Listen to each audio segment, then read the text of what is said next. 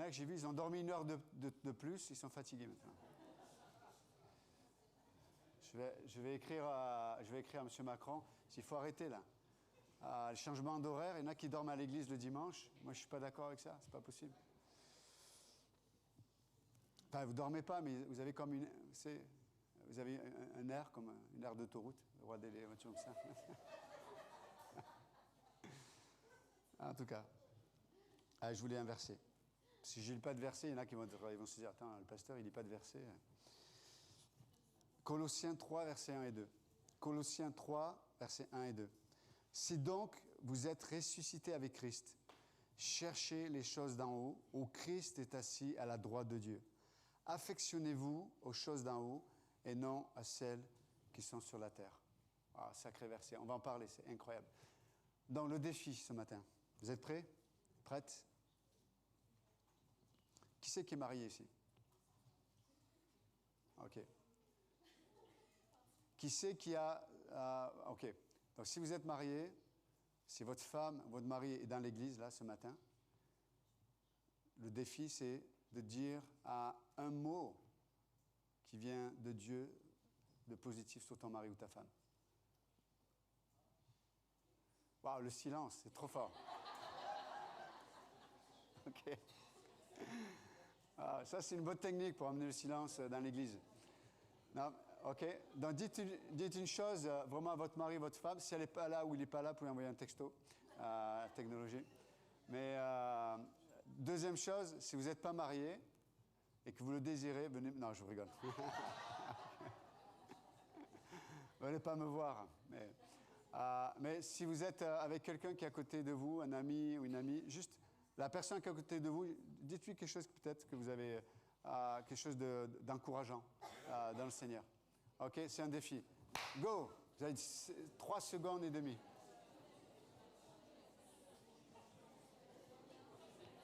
Vous pouvez le faire.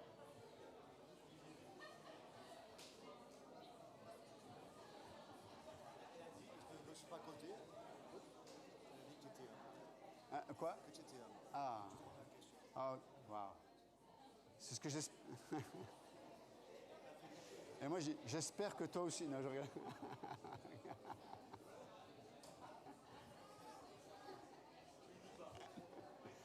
Hey. Wow.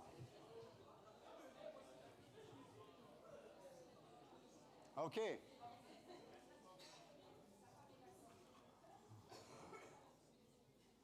Très bien. Ça va? Eh, c'est bien, vous êtes... C'est bon, ça vous a réveillé, ça? C'est bien? OK. Maintenant, le deuxième défi, dites quelque chose de négatif... Non, je regarde. Non, ça serait trop facile, ça. Ça serait trop facile. OK.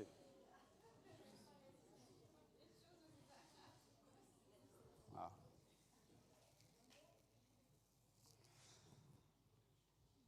Alors, je vais vous calmer direct. Je vais dire une phrase de Blaise Pascal. Bon, en français, pas en latin, mais... la nature arrache l'homme à la lumière, la grâce l'incline au retour. Oh. Je savais que... OK. Tu es à l'aise avec Blaise, je vois. Blaise. La nature arrache l'homme à la lumière et la grâce l'incline au retour à la lumière.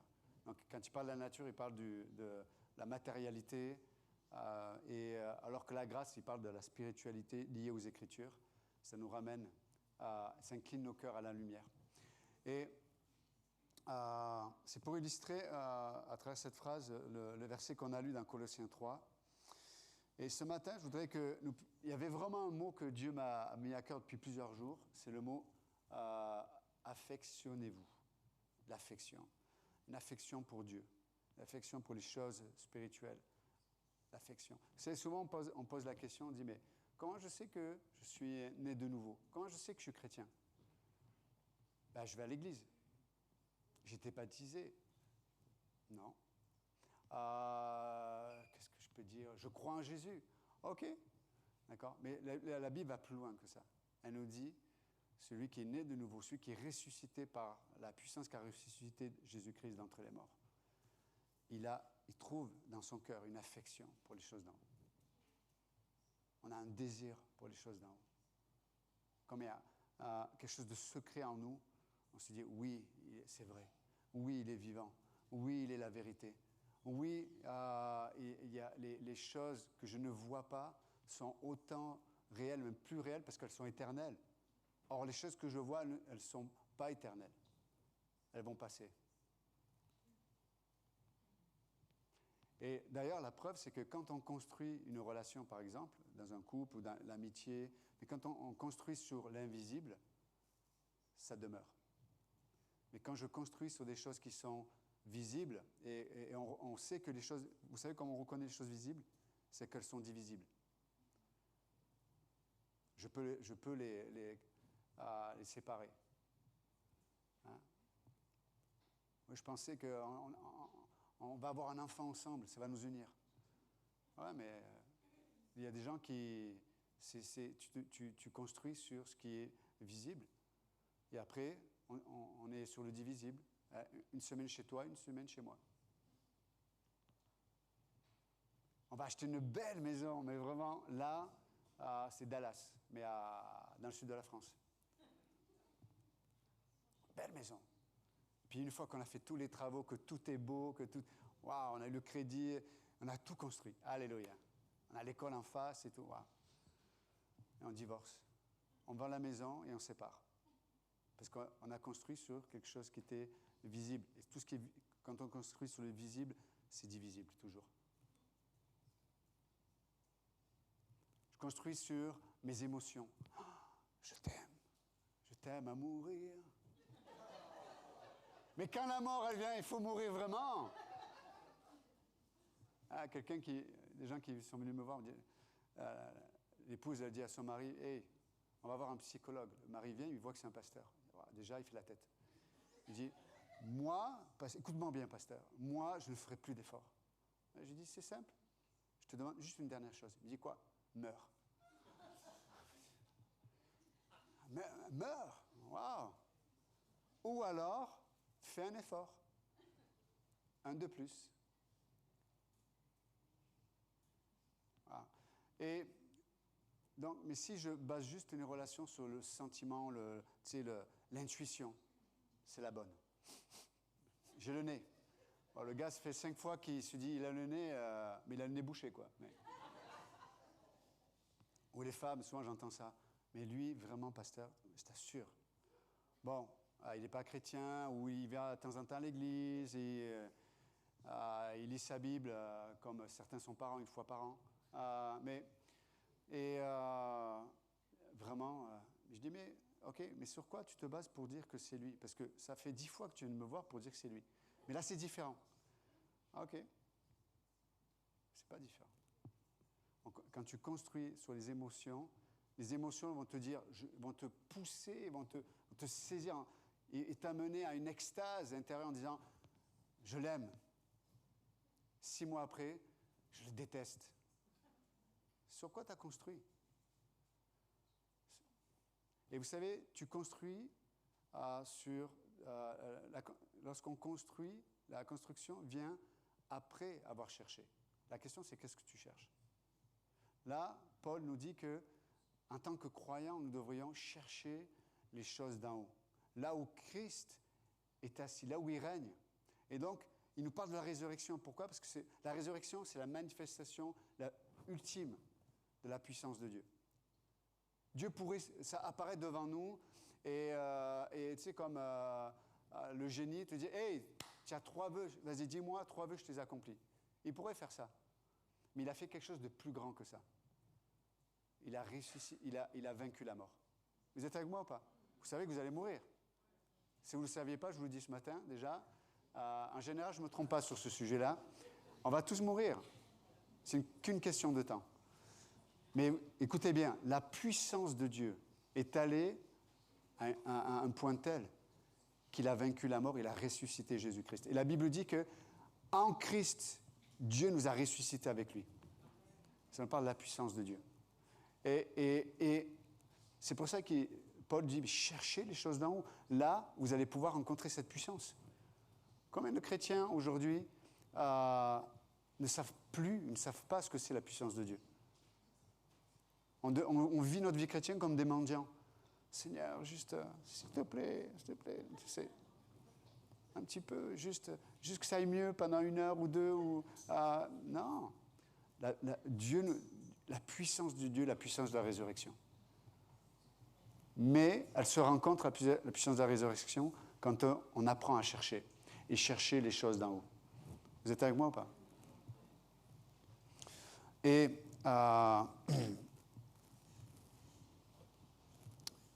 le mot chercher, là, en grec, ça signifie chercher dans le but de trouver.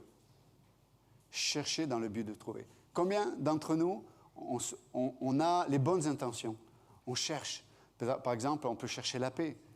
Peut-être on est dans un boulot, il y a des gens qui sont compliqués, des gens difficiles. Et Dieu dit, non, ne sois pas dans la loi du talion, œil pour œil, dent pour dent. Cherche la paix.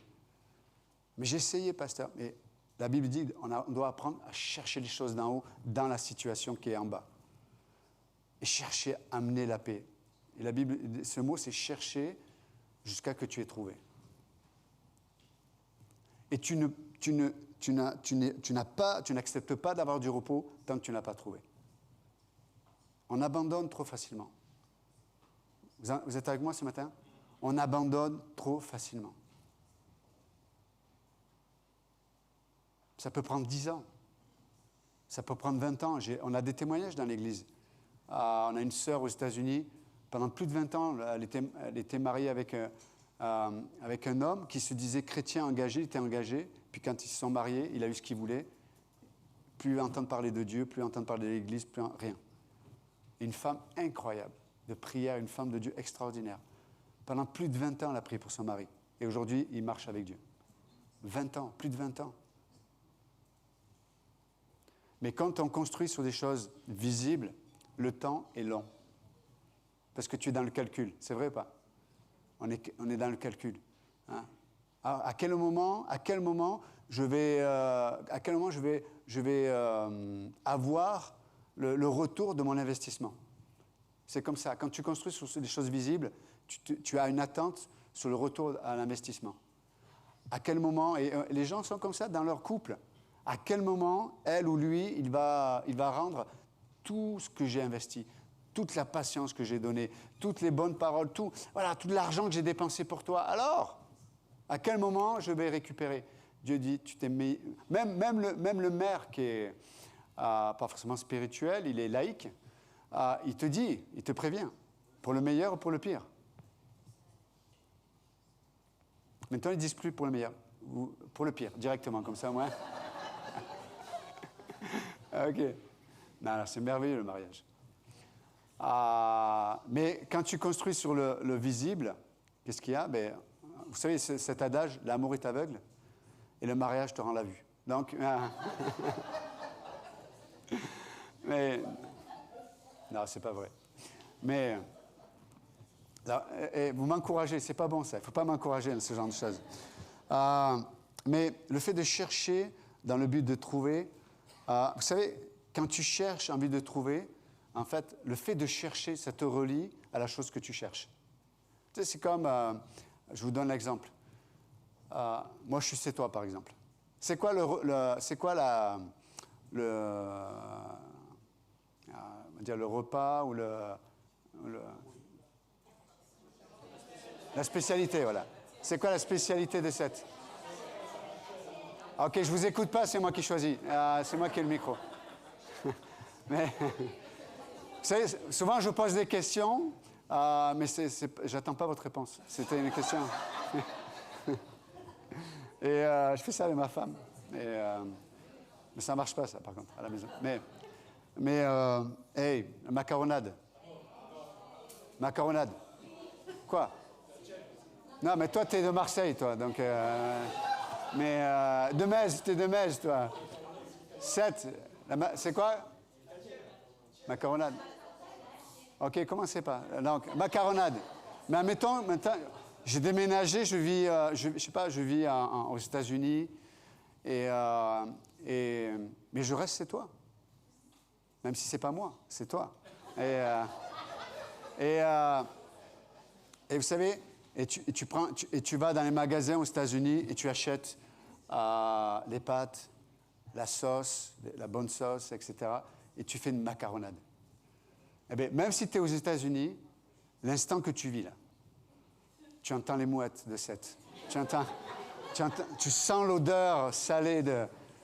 Ça te relie à cet endroit, peut-être, et pour autant, tu es loin de cet endroit. C'est vrai ou pas? Mais alors que tu vas chercher tes tomates, tu vas chercher tes pâtes, en fait, ça te relie à cet endroit. De la même façon, on laissez tomber la macaronade, on va mettre une chose spirituelle, mais quand tu cherches les choses d'en haut, tu sais, tu es dans la prière, tu regardes la nature, tu lis les Écritures, et tu penses à ce Christ qui est ressuscité d'entre les morts, et cette même puissance est vie en toi, et tu es, waouh, un jour, je ne sais pas comment ça va se passer, je ne sais pas comment c'est, le ciel, mais je vais être dans ta présence. Wow. Et la prière, c'est l'ingrédient qui me relie à cette réalité. Quand j'étudie la parole de Dieu, c'est cet ingrédient qui me relie à ce lieu. Un jour, on va être dans sa présence. C'est pas extraordinaire? Quand j'aime celui qui n'est pas aimable, ça me relie à cette réalité. C'est extraordinaire. Chercher les choses d'en haut. Là où Christ est assis. Pourquoi il parle du fait que Christ est assis? Ça parle de son règne. Quand je cherche les choses d'en haut, je vais rencontrer la réalité du règne de Christ. Vous avez vu que Christ ne règne pas encore ici-bas. Vous l'avez remarqué? Hein? Il n'est pas là, il n'y a pas un trône à Jérusalem où tu vas visiter Jésus. Il n'est pas là, oui ou non? Mais la Bible dit qu'en attendant qu'il revienne, il est au ciel et il règne. Et son règne, il est spirituel. Tu as lu Éphésiens 1, pasteur, tout à l'heure, et ça parle de ça. Toutes les richesses qui sont dans les lieux célestes, elles sont disponibles pour nous ici-bas. L'amour, la patience, la bonté, la joie, la maîtrise de soi, de vivre pour un but qui est plus élevé, de toujours espérer. Comme cette sœur-là, ça fait 20 ans avec mon mari. Hey, l'éternité, par définition, il n'y a pas de temps. Espère toujours dans ton mariage, espère toujours dans tes relations, dans tes amitiés. On espère, on met l'ingrédient qui me relie à ce lieu que je ne vois pas. Parce que, comme dit Paul, parce que j'ai encore ce corps de mort là, mais je suis séparé du Seigneur. Mais un jour, je serai libéré. Souvent, on pense à la mort, c'est mort. Enfin non, la mort, on pense que c'est la fin de tout. Non, la mort, c'est pour nous chrétiens qui avons reçu le salut, pour nous, c'est le début de tout. Parce que ce qui me retient ici-bas, Dieu m'en libère. C'est une bénédiction, la mort. Bon, je ne vous dis pas d'aller vous jeter sous un train tout à l'heure, mais ce n'est pas le but, hein, c'est pas ça. Donc, c'est Dieu qui est en contrôle, c'est Dieu qui détient nos vies dans ses mains. C'est lui qui a le timing de nos vies. C'est lui qui nous prête vie, on ne sait pas combien de temps, il nous prête vie, et on vit avec les principes du royaume de Dieu en cherchant. Mais juste pour finir, donc Paul nous dit, mais cherchez les choses d'en haut, là où Christ est assis à la droite de Dieu. Et après, il nous dit, j'aime ce terme, affectionnez-vous. C'est pas beau ça? Affectionnez-vous aux choses d'en haut et non à celles qui sont sur la terre. Et le mot affectionner, là c'est en grec, c'est un présent actif. Ça veut dire que c'est un effort constant. C'est quelque chose qu'on doit entretenir tous les jours, mais pas de façon passive. Tu sais, des fois, on se lève le matin, je ne sens pas m'affectionner ce matin. Je ne me sens pas. C'est pas ça, c'est un présent actif. Et le mot affectionner, il y a l'idée, en grec, ça parle d'unifier ou d'harmoniser la raison et les sentiments. C'est comme c'est quelque chose de difficile souvent. Souvent, on a nos émotions, mais ce n'est pas raisonnable. Cette plaque de chocolat, là, je sens bien que je vais la manger. Mais tu sais que ce n'est pas raisonnable. C'est vrai, C'est pas raisonnable. Donc ta raison te dit non, ne mange pas. Mais tes émotions, oh. Ou alors ta raison, elle te dit qu'est-ce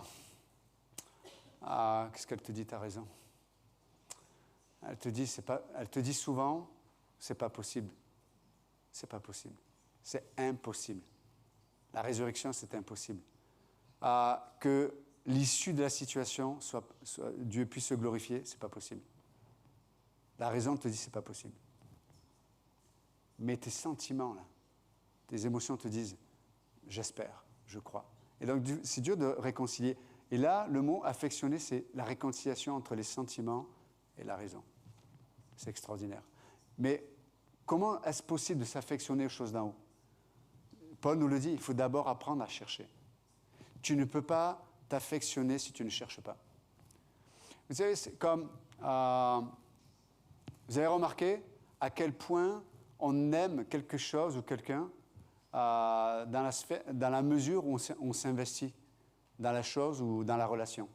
Plus tu t'investis dans quelque chose, plus tu aimes la chose. C'est vrai ou pas? Tu t'investis dans un travail, tu t'investis dans un effort, tu t'investis dans une passion, tu t'investis dans tes enfants, tu t'investis dans... Waouh! Tu es passionné, ça te saisit cette chose-là. Pourquoi? Parce que tu t'investis dedans. Mais chercher, c'est s'investir. Et si tu t'investis dans les choses d'en haut, tu vas commencer à les aimer. Vous comprenez? Même Paul va aller, il va dire un truc de fou, Paul. Il va dire, je prends même plaisir aux afflictions. Waouh! Aux détresses, aux persécutions, à l'opposé. Et je prends plaisir à ça. Pourquoi? Parce que c'est quand je suis faible que je suis fort. C'est extraordinaire. Vous êtes avec moi ou pas? Et des fois, vous voyez, on voit les situations qui sont compliquées ou difficiles ou impossibles. Et on peut les regarder comme des situations qui nous empêchent d'être heureux ou d'être heureuses. Vous savez quoi? Si on cherche les choses d'en haut, on peut les voir comme une opportunité. On peut les voir comme une opportunité de découvrir les choses d'en haut, la grâce. Je t'assure. J'ai découvert vraiment, dans les moments les plus ténébreux de ma vie, c'est là où j'ai découvert à quel point Dieu était vrai, à quel point Dieu était présent, à quel point Dieu était fidèle, à quel point Dieu était vivant, à quel point Dieu, il te détaché des choses qui sont tellement superficielles. Mais vous avez regardé, les choses superficielles, c'est chronophage. Vous avez remarqué ça? Toutes les choses superficielles, c'est chronophage. Toutes les choses passagères, elles te bouffent ton temps. Mais les choses d'en haut, elles te libèrent dans le temps. Vous êtes avec moi ou pas? Elles te libèrent dans le temps. Ça veut dire que quand tu cherches les choses d'en haut, chaque instant, tu vas en bénéficier. Tu sais, c'est comme quand tu cherches les choses d'en haut, tu prends conscience de la valeur des gens, de la valeur du temps, de la valeur des opportunités, de la valeur de ce que Dieu te donne. Des fois, ça m'arrive, tu sais, je regarde le soir, je regarde mon fils qui dort, et je réfléchis, je me dis, un jour, on sera séparés pour un temps. Je vais mourir, etc. Mais là, il est là. Quelle grâce. Quelle grâce. C'est vrai ou pas? Je peux regarder ma femme dans les yeux et dire, waouh, déjà, comment ça se fait que tu sois resté aussi longtemps avec moi? Déjà, c'est un mystère. Non, on a du mal à se regarder, d'être sérieux avec ma femme, parce que c'est toujours qu'on va blaguer. Mais tu sais, avoir le regard soutenu, tu sais, passionné. Je sais. Je ne sais pas le faire, je suis désolé. Elle a abdiqué avec moi, tu sais. Mais j'ai toujours une blague qui vient en tête. Mais vraiment, waouh, quelle grâce. Dieu m'a donné waouh, je dis, mais Seigneur, c'est trop. Bon, des fois, je ne dis pas ça, mais là, des fois... Mais vraiment, c'est extraordinaire. Pour ceux qui connaissent Angela, c'est incroyable. Son cœur, sa foi, on pourrait écrire un livre. Voilà, incroyable. Mais juste, Quand on cherche les choses d'en haut, Dieu crée en nous cette capacité de s'affectionner aux choses d'en haut. Tu sais, avant, je fuyais les situations ou les relations qui me déstabilisaient ou qui pouvaient m'amener sur un terrain où on allait exposer ma nudité intérieure, dans mon identité, etc. Mais avec le temps, avec ma marche avec Dieu aujourd'hui, tout ce qui humilie ma chair, je l'aime. Je vous assure. Waouh! Je dis merci Seigneur. Merci Seigneur pour cette personne qui m'a critiqué. Waouh! Waouh! Bon, avant de dire merci, je lui mets un petit coup avant, mais c'est vrai. Waouh! Merci Seigneur. Merci Seigneur pour... j'ai désiré tellement cette chose, je me suis investi et ça n'a pas marché. Et avec le recul, tu dis, waouh, merci Seigneur. Je me serais perdu là-dedans, même si la chose était spirituelle. Tout ce qui m'amène intérieurement à fléchir le genou et du coup voir Dieu, je le bénis. Seigneur, je prends. Je prends. Et c'est ça, la puissance du chrétien. Il cherche les choses d'en haut, là où Christ va manifester sa puissance, et ça crée en nous une affection. Une affection. C'est comme David qui dit, mais je m'affectionne à ceux qui te cherchent.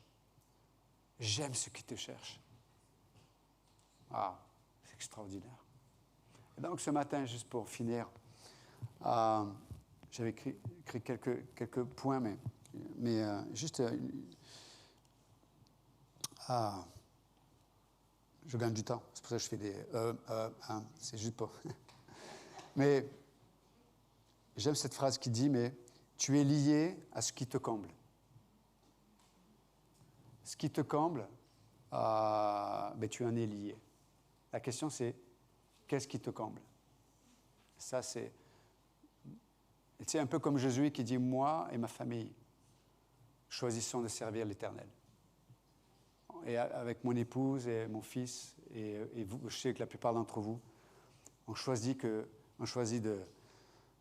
laisser le Seigneur combler nos vies. Je ne veux pas courir après les mensonges de cette terre, comme dit Paul. Et ne soyez pas affectionnés aux choses de cette terre. Vous savez, les choses d'en haut, il faut les chercher. Mais les choses de la terre, elles vont venir te chercher. Toujours.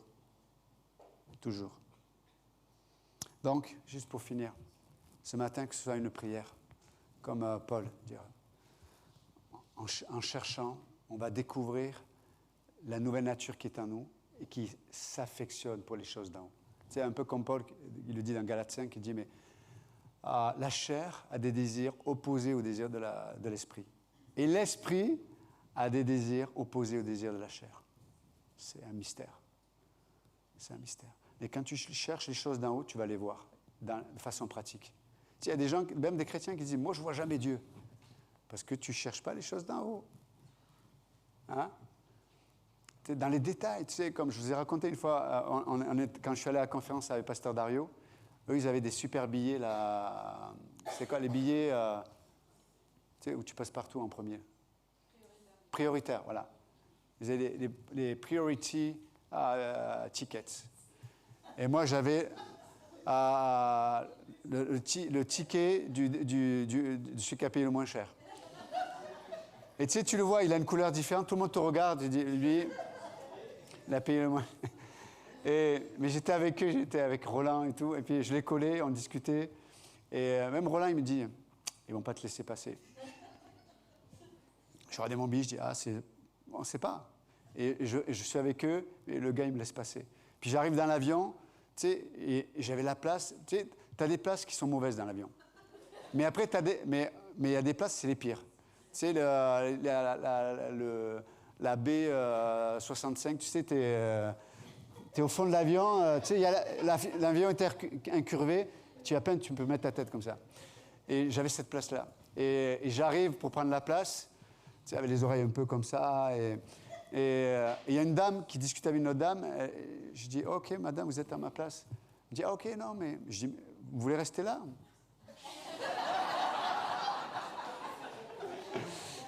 C'était un sacrifice vivant que je faisais. Et elle me dit, oui, c'est mon ami. Je dis, OK, mais c'est quoi votre place? Elle me dit, c'est le A, machin, tout ça.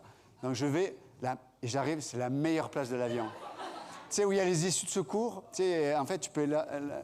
mais le top, sur qui je tombe? Je suis un pasteur Dario. Il est à côté de moi. Sur 400 places au moins? 300? C'est pas incroyable comment Dieu fait? En plus, on devait organiser la conférence, parce qu'on avait tellement de temps pour tout organiser. Et du coup, on a eu 2 heures là pour discuter, parler, etc. On a tout organisé. Mais vous voyez? Et au retour, j'ai eu pareil aussi. Ouais, même au retour. Ah ouais. Bon, bref. En tout cas, mais de dire que vraiment, quand on cherche les choses d'en haut, on va voir les choses d'en haut sur la terre. On va voir. Je vous assure. Dieu aime se rendre visible pour ceux et celles qui cherchent l'invisible. Amen. Seigneur, bénis ce temps. Merci pour ce culte. Ce qui est venu de toi, Seigneur. Ça puisse pénétrer nos cœurs et nous rendre, d'être remplis de foi, de savoir que tu es vivant, que tu es là et que tu es une grande œuvre dans nos vies. Dans le nom de Jésus, amen. Que Dieu vous bénisse.